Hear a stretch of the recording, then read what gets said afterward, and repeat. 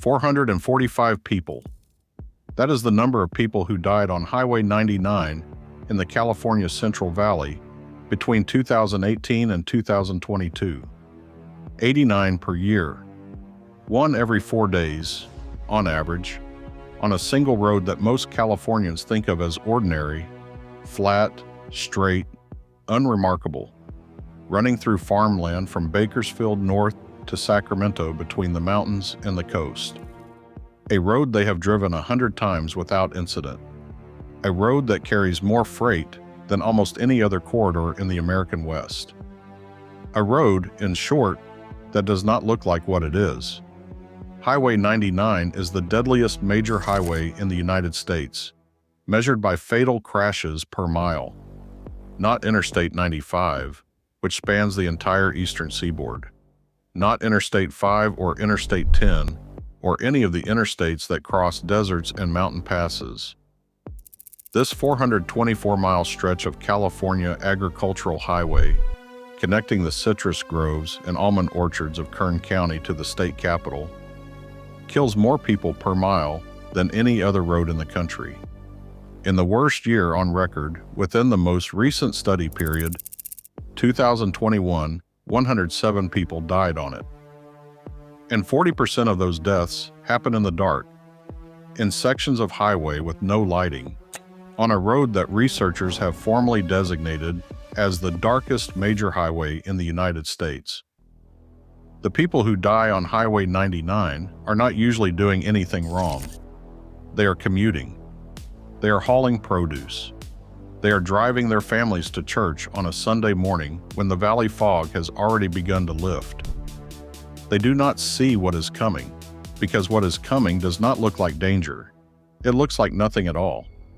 And then it does not look like anything, because visibility has dropped to 15 feet, and a car traveling at 70 miles per hour covers 15 feet in less time than it takes to register what you are seeing.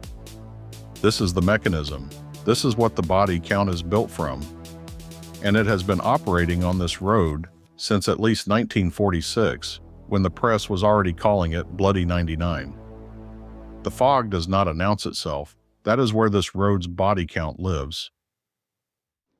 The Central Valley of California is not a valley in the way that most people picture a valley. It is a trough.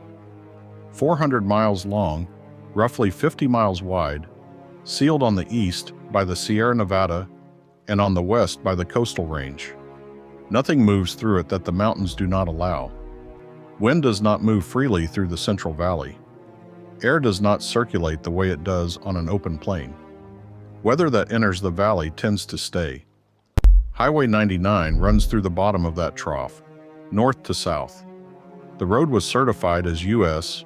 Highway 99 in 1926, originally paved as a single 15-foot wide strip of concrete to serve the agricultural centers that the Central Valley was already producing. Fresno, Bakersfield, Stockton, Modesto. It was called the Golden State Highway, the Main Street of California, the backbone of the Pacific states. Farmers used it to get produce to market. Dust Bowl migrants used it heading into the valley looking for work in the fields. If you have read John Steinbeck's The Grapes of Wrath, the road the Jodes travel into California is this road. By the 1930s, it was one of the busiest truck routes in the country. By 1946, it had another name. The press was calling it Bloody 99, a death trap for hundreds of motorists. In January 1947 alone, 16 people died on it. In one stretch of 3 consecutive days that month, a pedestrian was killed near Madera when a driver swerved to pass. 2 young men named Tetsuro Kajiwara and Akira Ishibashi were left in critical condition after a head-on fog collision, and a nun was struck from behind while waiting to turn. 9 months later, a retired rancher became the 75th person to die on Route 99 that year. The fog was there in 1947, the same way it is there now. The valley had not changed. The road, running through the floor of the same sealed geographic trough, sat in the same fog. The posted speed limit today is 70 miles per hour. higher than the standard 65 miles per hour found on most California highways. The stretch through Fresno carries more than 100,000 vehicles per day. Those 100,000 vehicles per day drive past agricultural fields, whose irrigation, whose soil moisture, whose proximity to river systems, like the Kings River, creates the ground-level atmospheric conditions for the worst of what this road does.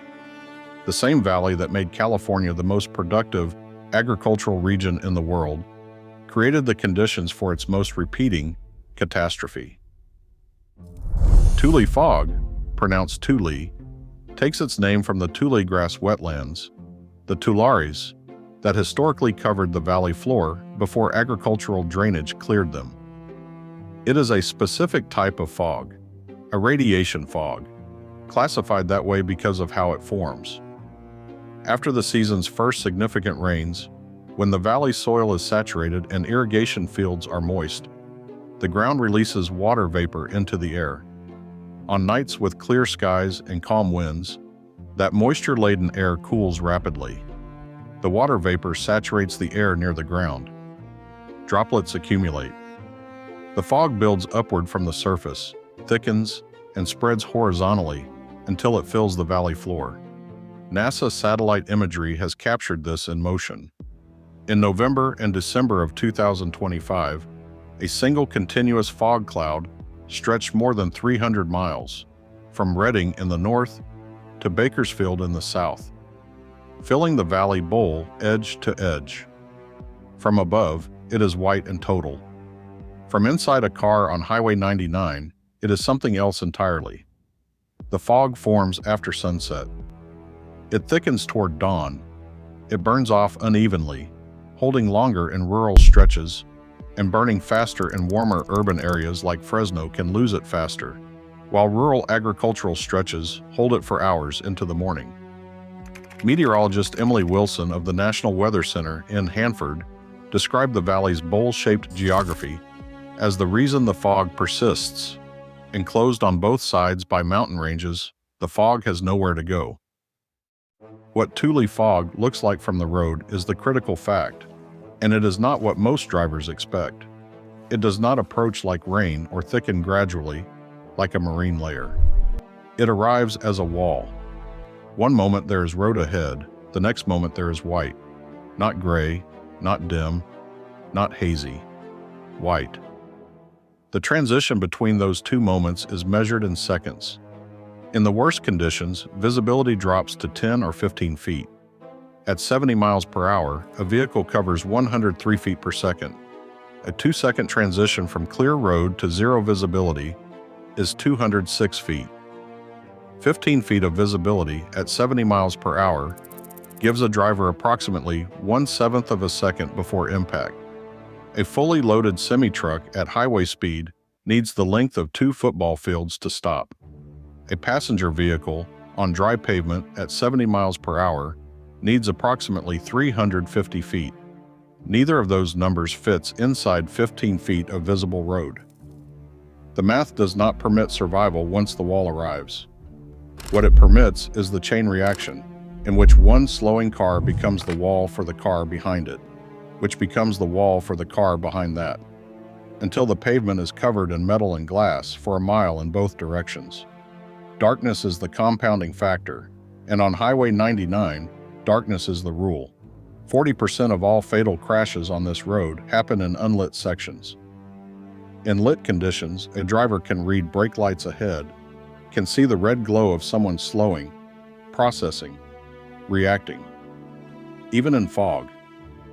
In unlit sections, in Tule fog, there are no brake lights.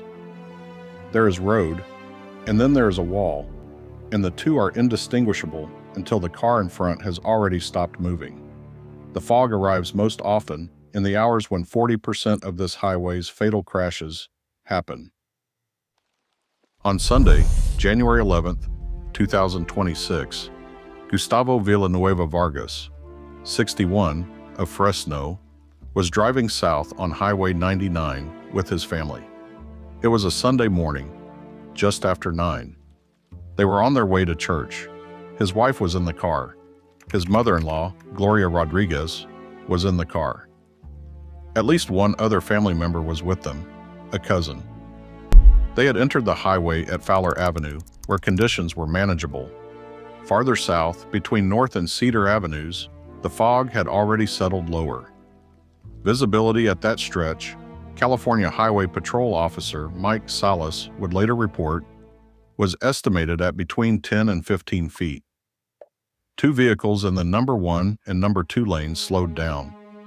They did what the situation required. They reduced speed.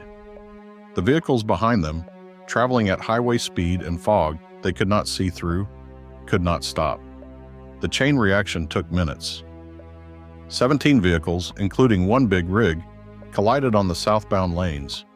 The crash extended across multiple lane positions. Rescue workers would later mark each vehicle with orange paint, an X for searched and clear, a circle for searched a second time and confirmed clear. Rescue workers worked their way down the line in the fog, not knowing how far the chain extended. Vargas and his wife exited their car during the crash sequence. A second vehicle struck the area where they were standing. Vargas was thrown 30 feet to the right shoulder of the highway. CHP Officer Salas reported that his wife was propelled over the guardrail and fell 40 feet down an embankment. Vargas was pronounced dead at the scene. Melissa Culver of Clovis was also driving to church on that morning. She later described the moment the fog arrived. All of a sudden, just a wall of fog. Her car was struck 7 times before it stopped moving. Emergency responders removed the car door to get her out. She and her husband survived with bruises and cuts. Children between the ages of 1 and 4 were among those transported to Fresno area hospitals. 13 paramedic ambulances from across Fresno County responded. A Fresno Area Express bus was deployed to shelter and transport survivors who had no injuries requiring hospital care. First responders marked each vehicle they searched. An orange X for cleared once, an orange circle for cleared a second time, a deeper inspection. Battalion Chief Lupe Fernandez of Fresno Fire described his crews working through the fog line, systematically, not knowing where the wreckage ended. "There's always something to learn from every incident," he said afterward. The line of damaged cars stretched seemingly without end due to the dense fog. No one at the start of the search could see the finish. Gloria Rodriguez was hospitalized. She died 3 days after the crash. A GoFundMe page established by the family noted that Vargas's wife remained hospitalized after the fall and that the cousin was also recovering. The page named the purpose of the trip.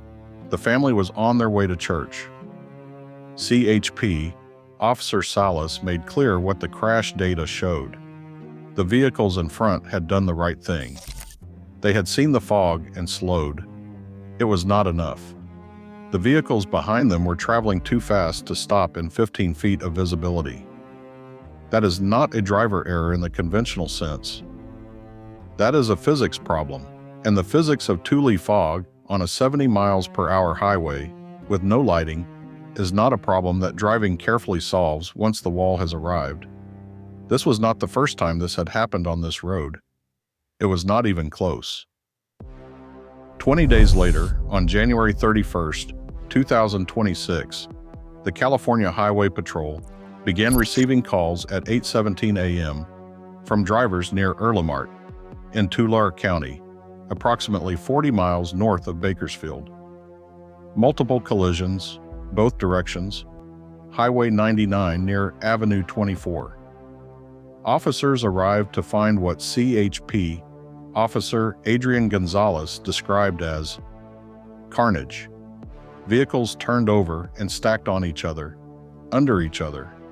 The wreckage stretching across both the northbound and southbound lanes from Avenue 24 South to the Kern County line. Visibility at that stretch at the time of the crash was 100 to 200 feet, substantially better than the Fresno pileup 3 weeks earlier, still less than the stopping distance of a loaded semi at speed. 59 vehicles were involved. 10 people were taken to area hospitals with injuries ranging from minor to moderate. Yamal Angel and her mother were driving north from Oxnard to the Central Valley when the chain reaction reached them. Angel exited the car without shoes and ran toward the grass median, watching the destruction continue around her. Dozens of other survivors were bused to the Tulare Ag Center for shelter, while investigators worked the scene. The highway was closed in both directions for 6 hours. The Fresno Bee archives document what this season looked like across the decades. February 7, 1991. A series of fog crashes on Highway 99 south of Fresno killed 4 people, including a woman struck after exiting her car, and injured 30 others in a pileup involving 74 vehicles ranging from Clovis Avenue to Jensen Avenue. November 14, 1998. A fiery 74-vehicle pileup near Kingsburg killed 2 people and left 51 injured, closing a 25-mile stretch of the highway for nearly 12 hours. A 2002 fog crash near Fowler grew to at least 90 vehicles and killed 3 people. November 2007, just south of American Avenue in Fresno, 108 vehicles, 2 people dead, 41 injured, the wreckage extending 1 mile from American Avenue to Clovis Avenue. Fire crews reporting they could hear additional crashes happening in the fog while they worked. Danny Cardona, 43, of Duarte in Los Angeles County, had already stopped his pickup when the first crashes appeared in front of him. He was struck from behind, then struck again from the driver's side. He later described the experience of watching crashes continue around him. Survivors described a silence, broken every so often by the crash of steel on steel. These are not separate events. They are the same event, produced by the same mechanism, on the same stretch of highway, in the same seasonal window, at the same morning hours when the fog is thickest and the road has its least light. The California Highway Patrol and Caltrans did not need to study when the pattern became visible to them. The 2007 pileup, the 7th major fog crash in 16 years on this corridor, was the one that finally produced a direct response. Construction on a dedicated fog detection system for Highway 99 began in November 2008, 1 year after the crash that left 41 people injured and 2 dead on a single mile of road. The $12 million system was completed and made operational in 2009. The question was whether it would work. The answer turned out to be complicated. 445 people.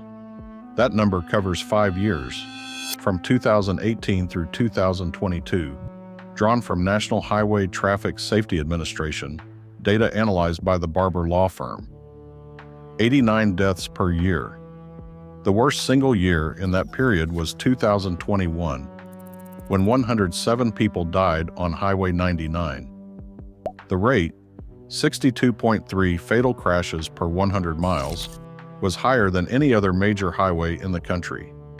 The nearest competitor was Interstate 45 in Texas, at 56.5. Between 2011 and 2015, a Value Penguin analysis of the same NHTSA database recorded 264 fatal crashes on the highway and found that 40% of all fatal crashes occurred in dark, unlit sections.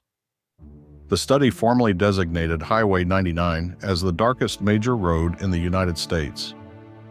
The concentration of fatalities is not uniform across the 424-mile corridor. The Fresno County sector carries the highest density.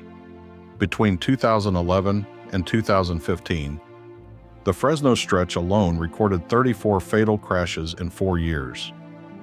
By 2024, Highway 99 through Fresno County was the site of 270 serious injury collisions and 123 fatalities in a single year. The northbound and southbound lanes of State Route 99 together accounted for 369 crashes and 152 injuries in the city of Fresno alone in 2025, more than any other freeway corridor in the city. In 2006, California voters approved Proposition 1B, a $19.9 billion infrastructure bond. The measure contained a specific designation, $1 billion allocated exclusively to Highway 99 corridor improvements in the San Joaquin and Sacramento valleys. The money funded widening projects, barrier installation in previously unprotected stretches, lighting upgrades in rural zones, and interchange reconstruction. When the measure passed, the highway was operating with narrow shoulders, tight ramps, and interchanges built for traffic volumes that had long since been exceeded. The fog detection system, funded separately, was the most targeted intervention the road had ever received. Caltrans contracted ICX Transportation to build and integrate the system along a 13-mile section of Highway 99 south of Fresno, the same stretch that had produced the 2007 pileup, the 2002 pileup, the 1998 pileup, and the 1991 pileup. The completed system included 33 permanent changeable message signs, 6 portable changeable message signs, 41 microwave vehicle detection sensors that automatically detected when traffic was slowing, 22 visibility sensors, 6 weather stations, and 12 closed-circuit television cameras. The sensors processed conditions in real time. The message signs updated automatically. Drivers approaching the system's coverage area received warning before the fog wall arrived. But John Liu, Caltrans District 6's Deputy Director for Maintenance and Operations, made a candid assessment of what happened next. Since the system's 2009 installation, he noted, the state had not been able to conduct a rigorous before and after study of whether it was cost-effective. The reason was partly climatic. Researchers at the University of California documented a 46% decline in foggy days in the Central Valley between the early study period of 1981 to 1999 and the subsequent period of 2001 to 2012, attributed to warming trends and reduced moisture. The system had been built for a fog pattern that appeared to be easing. Then the winter of 2025 arrived. The fog came back with a persistence that longtime valley residents described as unlike anything in recent memory. The National Weather Service issued near-daily dense fog advisories.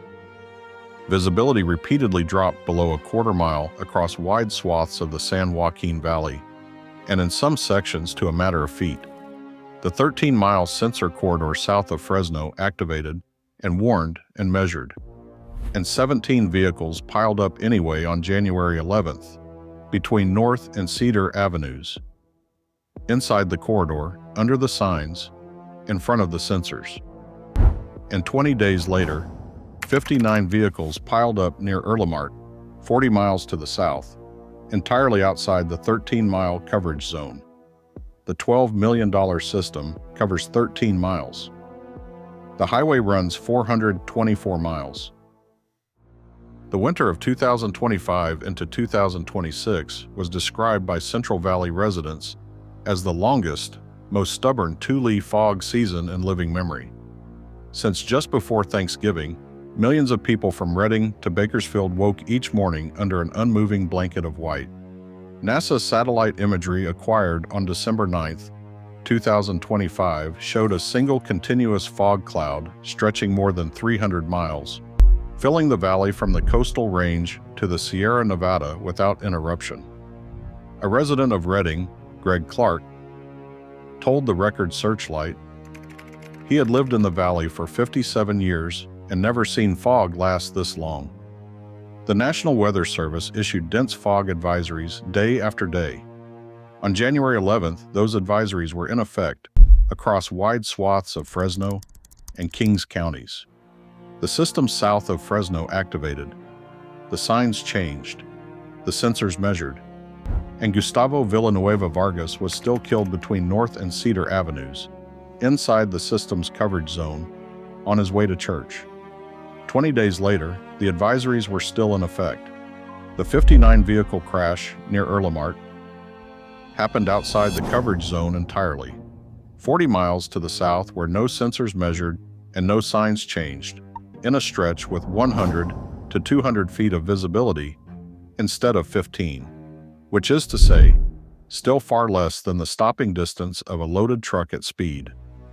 The CHP Stanislaus area reported 810 crashes on Highway 99 in 2022, 917 in 2023, and 362 in just the first portion of 2024, numbers that prompted Modesto CHP Officer Tom Olson to describe the required solution in plainly human terms: the speeding, the impaired driving, the seatbelts. The sensors cannot require seatbelts. The signs cannot slow the vehicle behind a driver who is traveling at highway speed and does not know the wall is there yet. The $1 billion in Proposition 1B funding has made meaningful changes to specific stretches of the highway. The road is wider than it was in 1926, and more of it is lit. The rate of deaths has not yet reflected a decisive shift. Some portions of the road are 100 years old. The highway was designed in 1926 for a different economy, for the traffic volumes of a state that had not yet become what it is. It now carries 100,000 vehicles a day past its most dangerous Fresno section, including the agricultural freight that moves the Central Valley's production into the national supply chain. The road and the mechanism that kills people on it are not separable. The road runs through the valley because the valley produces things. The valley produces fog because the valley produces everything else: the moisture from the fields, the cooling of the irrigated earth, the bowl of geography that holds what the mountains let in and does not release it. This is not a flaw in the road's design. It is the condition the road was built inside of, and it was already being called a death trap within 20 years of the first concrete being poured. Highway 99 is open right now. It is a winter road in a winter valley, and the fog season runs officially from November through March. Tule fog forms after sunset. It thickens toward dawn. It burns off unevenly, holding longest in the rural and agricultural stretches away from urban heat, in the sections of the corridor where the road still runs dark and the lights do not reach, and the sensors do not measure, and the signs do not change. The road does not look like what it is. That is the condition that was established in 1926 and has not changed. And in the hours before dawn, in the sealed trough of the Central Valley, in the fog that has nowhere to go, it is still true.